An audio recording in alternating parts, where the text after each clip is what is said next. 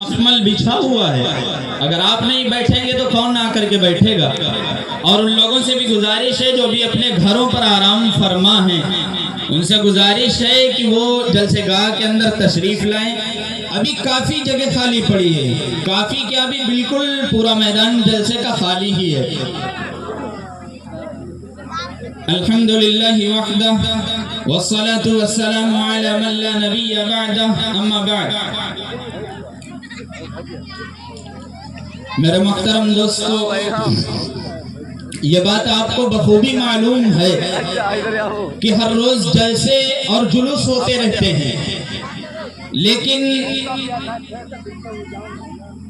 ہر مجلس اور ہر محفل الگ ہوا کرتی ہے۔ بعض مجلسیں وہ ہوتی ہیں جو دنیا بھر کی بکواس پر منحصر ہوتی ہیں، بعض وہ ہوتی ہیں جن میں کھلم کھلا بے حیائی کا مظاہرہ کیا جاتا ہے، اور بعض وہ ہوتی ہیں جو ناچ گانا اور ڈانس سے بھری ہوتی ہیں، بعض وہ ہوتی ہیں جن کے اندر اور جن کا انعقاد سوائے گناہ کے اور کچھ نہیں ہو سکتا۔ اس لیے ایسی مجلسوں کا دینی مجلسوں سے کوئی واسطہ نہیں ہوا کرتا، اور ایسی مجلسوں میں شرکت کرنے سے اعمال نامے میں گناہوں کا اضافہ ہوتا ہے۔ لیکن میں آپ کو بتلاتا چلوں کہ دینی مجلس اور جلسہ کہتے کسے ہیں؟ دینی مجلس اسے کہتے ہیں جہاں دینداروں کا ایک جمع غفیر آ کر کے بیٹھے۔ دینی جلسہ اسے کہتے ہیں جہاں قرآن و حدیث کی بات بتلائی جائے۔ دینی مجلس اسے کہتے ہیں جہاں اللہ اور اس کے رسول کی باتیں سنائی جائیں۔ دینی اجتماع اسے کہتے ہیں جہاں آنے والوں کو تہذیب و تمدن کے موتی اور اخلاق و کردار کے خوشبودار پھول عطا کیے جائیں، امن و صلح کا پیغام دیا جائے، جہاں علماء کرام کا قرب حاصل ہو، جہاں اکابرین اور اولیاء کا دیدار نصیب ہو، جہاں دلی سکون حاصل ہو، ایسی مجلسوں کو دینی مجلس کہا جاتا ہے۔ آپ کو تو اپنی قسمت پر ناز ہونا چاہیے کہ آپ ایک ایسی مجلس کے اندر بیٹھے ہوئے ہیں جہاں صرف برکت ہی برکت ہے، فائدہ ہی فائدہ ہے، نقصان کا کوئی سوال ہی نہیں پیدا ہوتا، کیونکہ یہ مجلس کوئی دنیاوی مجلس نہیں ہے، یہ مجلس کوئی سیاسی مجلس نہیں ہے، بلکہ یہ وہ مجلس ہے جس کے بارے میں رسول اللہ صلی اللہ علیہ وسلم نے ارشاد فرمایا کہ جہاں ذکر خیر ہوتا ہے اس مجلس کو ملائکہ فرشتے پروانہ وار آ کر کے گھیر لیتے ہیں۔ اور ایک شاعر نے کہا ہے کہ ناز کرتے ہیں ملک ایسی زمین پر آسعد، ناز کرتے ہیں ملک ایسی زمین پر آسعد جس سے دو چار گھڑی ذکر خدا ہوتا ہے۔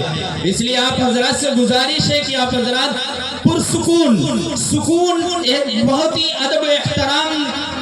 کے ساتھ بیٹھیں، علماء کرام کے بیانات کو سنیں۔ میں زیادہ لمبی بات نہیں، میں اپنی بات کو طول نہیں دوں گا، وقت کی قلت کو مد نظر رکھتے ہوئے میں یہ چاہتا ہوں کہ اپنے پروگرام کا باضابطہ آغاز کیا جائے، اور آغاز بھی ایسی کتاب مقدس سے کیا جائے گا جو ساری کتابوں میں نمایاں اور عرفہ مقام رکھنے والی ہے، جس کو اللہ تعالیٰ نے ایک مقدس فرشتے کے ذریعے ایک مقدس رسول جناب محمد الرسول اللہ صلی اللہ علیہ وسلم کے سینہ اطہر پر نازل فرمایا۔ یہ وہ کتاب ہے جس نے انسانیت کو وجہ تخلیق سمجھائی۔ چنانچہ جس وقت یہ قرآن نازل ہوا اس وقت پورا عالم درندہ گاہ بنا ہوا تھا، مظلوم بےکس لوگوں پر جبر و تشدد کے پہاڑ توڑے جا رہے تھے، عورتوں کو نحوست کی بیٹی گردانا جاتا تھا، مظلوم بچیوں کو زندہ دفن کر دیا جاتا تھا، غرضے کی انسانیت دم توڑ چکی تھی، انسانیت تباہ و برباد ہو چکی تھی۔ لیکن جب کتاب عزیز سینہ سرکار دو عالم صلی اللہ علیہ وسلم پر نازل ہوئی تو پوری کائنات کا، پوری دنیا کا نقشہ ہی بدل گیا، عدل و انصاف کی ہوائیں چلنے لگی، عدل و انصاف کی ہوائیں چلنے لگی، الفت و محبت جنم لینے لگی، غرضے کی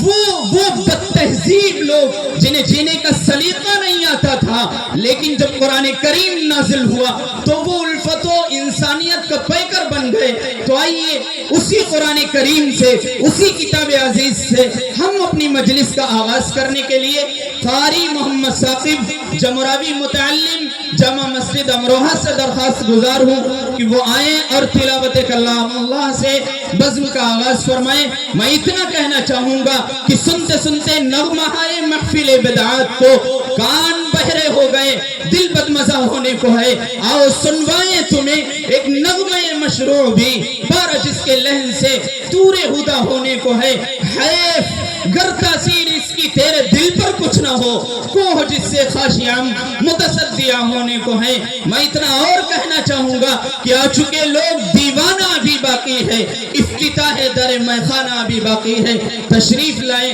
اور تلاوت کلام اللہ سے بزم کا آغاز فرمائیں۔